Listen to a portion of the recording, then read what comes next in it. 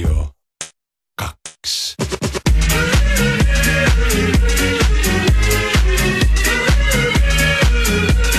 Raadio Kaos. Meie aga räägime ennustusest. Kuulajad, kui teil on ennustusi algavaks aastaks, siis võite kirjutada Raadio Kaose saate alla Raadio 2 kodukal foorumisse või helistada. Meil ongi liinil esimene helistaja. Hallo! Hallo! Tere, kellega on tegu? Heino on minu nimi.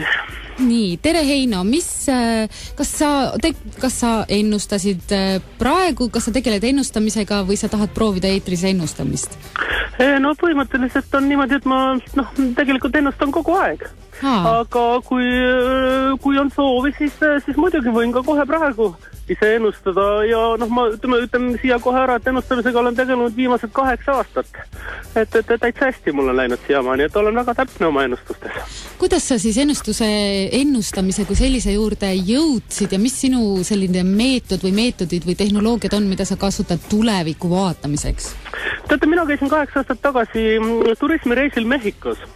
Ja seal külastasime siis muistsete indiaanlaste, kes seal elasid, siis eks ju seal erinevaid indiaanlaste oli, ma ei hakka neid rassi ja suguharu nimesid teie ette lugema, see oleks liiga keeruline muidugi, aga siis nende järgi, nimelt mina omandasin sellise asja nagu siis haavennustamine või siis muistne enesevigastuse ennustamine. Mina teen seda siis väga, ebatraditsiooniliselt, seal muidugi tehti külmrelvadega tavaliselt selliseid asju obsidiaanist teradega lõiguti ja siis nende pealt mina ennustan kuumavillidega. Ohoh, see kõlab tõesti valulikult. Ja see on väga valus muidugi, ma saan seda väga harva teha, aga korra aastas ikka ja see käib lihtsalt, et ma praegu ise panen lihtsalt elektripliidi plaadi panen, nagu lülitan sisse, lasen selle punaseks minna, siis panen korraks nagu käe peale. Hoian, natukene ikka hoian, see säristab natuke ja siis võtan ära ja suht momentaanselt tekivad ju villid ja siis ma nende järgi vaatan, et kuidas on ja mis. Aga Heino, kas te oleksite nõus, kas teil on selle algava 2011 aasta ennustus juba tehtud või oleksite te nõus seda tegema nüüd otse eetris? No tegelikult on muidugi niimoodi, et ma ühe käega juba ennustasin ära ja oma perele ja lähedastele siin ja sugulastele, et kellel oli vaja, aga tegelikult ma võin ju teise käega, ilusti muidugi. Hea meelega võin teise käega ennustada, et siia mahub neid ville ka ikkagi päris mõnuga, et nagu raadiorahvale siis üldisemalt ja laiemale eestimaalastele kõigile ja Eesti rahva perele, et hea meelega muidugi võiksin ennustada. Ma panen siis pliidi sooja siin. Jah, niikaua kui pliit soeneb, siis võib-olla räägi, kuidas see sinu ennustuste selline täppiminek on olnud protsentuaalselt, et mis on sellised suuremad nagu korda läinud ennustused on olnud?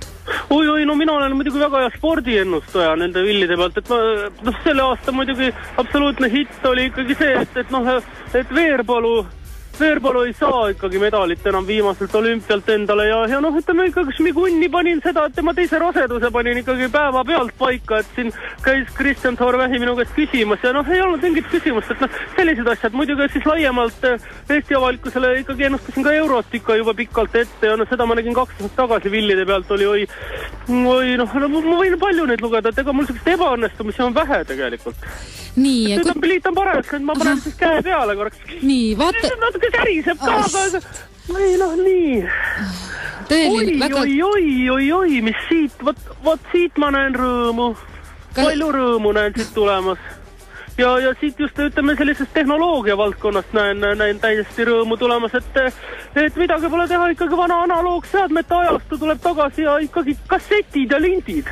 Siit ma näen, sest elektroonika halvatakse ikkagi viiruste poolest ära, seda mul ütleb siin üks väiksem vill, on selline poolkujuline ja aga ikkagi jäävad analoogseadmed, sest et ega selle moodsa elektroonikaga sellega ei ole midagi teha, see on nii ebakindel viimasel ajal. Ja siis ma vaatan inimeste pealt, et kui talv saab läbi, siis on kindel see, et tuleb kevad. See on enam kui selge, mul siit paistab ilusasti ära, mul on sellised, nagu väiksed pärlid on ühed, pisikesed villid on reas, et see näitab, on ju kevade villid ja see ütleb, et ega see lumi sulab ikkagi ära. sulab ära siin, mis meil siin ilusat Eestimaa pinda siin katab ja sulab see lumi ära ja siis on ilmselgelt kevad ja ikka külvama tuleb hakata ja kes külvab õigel ajal ja hoolitseb korralikult, see ka hea saagi saab. Seda villid näitavad ilusasti. Oi, see kõlab valulikult, aga ma saan aru, et teis on peidus ka selline väike masohist, kes tegelikult sellest ennustusest tulevad siis tunnustust naudib ja muidugi ilmselt ka siis see täppipanemise rõõm, sest et kevade tulekut, no kes seda oleks osanud ette ennustada? Ja no muidugi minu poolest on veel see, et ma olen erinenud selle poolest teist ennustada, et mina võtan ikka raha ennustuse eest. Mina ei jäbene seda. Mina ei jäbene ikkagi seda, ma ütleksin, kõige kõrgema poolt antud kinki ikkagi raha eest maha müüa. Ma seda absoluutselt ei jäbene. Ma ei leia, et see oleks mingi imelik asi tänapäeva. Ütleme kapitalistlikus maailmas ikkagi. Nii, Heino. Kohe, et eks ma saadan teile ka arve, et jah, maksumaksjad kindlasti maksavad selle suurima hea meelega kinni. Oma raha kätte saada. Aga Heino, ole hea, ennusta meile palun Savisaare tulevikku ja ka siis juba märtsikuiste valimiste kohta, et äkki saad need kuidagi 1-2 villi alla ühendada? Ja no muidugi, valimiste koha pealt ma vaatan, siin on seis on muidugi segane. Seis on muidugi segane selle koha pealt, et ikka ega need, kes kui ikka valima ei lähe, kas ise ei otsusta midagi. See paistab mul villide pealt ära, et ikka ise tuleb otsustada. Ja Savisaare koha pealt mul näitab ikkagi, tema elutee lõpeb ikka küll ükskord ka ära. Seda mul näitab ka ikkagi. Et ega tema on küll võimas mees, aga ega temagi ilmasambaks jää. Temagi ilmasambaks meil ja seda mul ennustus näitab küll, aga muidugi ma kuupäevi ei tahaks praegu öelda, et ei taha kallutada inimesi. Jaa, aga kuupäevad võib-olla siis saate kirja panna meile saate, et me saame... 9. muidu ütlen kohe ära. 9. Selge, panin kirja. Aga mida toob selline laialt spekuleeritud aasta 2012? Oi, no vot see on nüüd, sellest enam ei näe käe pealt. Mul said need villid said otsa, vaata ma torkan kohe katki, kui on ära ennustatud. Et 2012 selle jaoks ma võin muidugi siin vaadata, ma võin kõhu panna pliidi peale. Ei, pole vaja. Ei, kui siis ainult võib-olla käeserva või sõrme, mis ennustaks, mis lugu siis või milline artist tänavu võidab aastahiti, Raadio 2 aastahiti, mis tavakuulajale selgub juba 5. jaanuaril, aga äkki sina oskad juba praegu ennustada? No minu jaoks ikkagi südame häältes kõliseb ainult üks lugu viimasel ajal. See on see Abrahami lugu ikkagi, see, mis on, inimesed ei saa aru ja mõtlevad, et on ropp, aga tegelikult ei ole. Tema räägib ikkagi asjadest õigete nimedega ja see heliseb minu hingekeeltes see lugu. Selge. Jaa, teame. Ärge seda mängige, sest inimesed ei mõista, kui seda mängite. Aga Heino, mis me võiks lõpetuseks mängida tänutäheks selle suurepärase ja omapärase ennustuse eest? No kui vähega võimalik, siis midagi ikka vanameister Kalmer Tennossaarelt paluksin. Või siis äärmisel juhul Mati Nuudelt, või mina olen ikka vanakoolimees, armastan sellist vanainimeste muusikat natukene. No selge, siis mängimegi sulle tänutäheks Beastie Boysi lugu Sabotage. Aitäh sulle, Heino! Aitäh, poleks vaja olnud.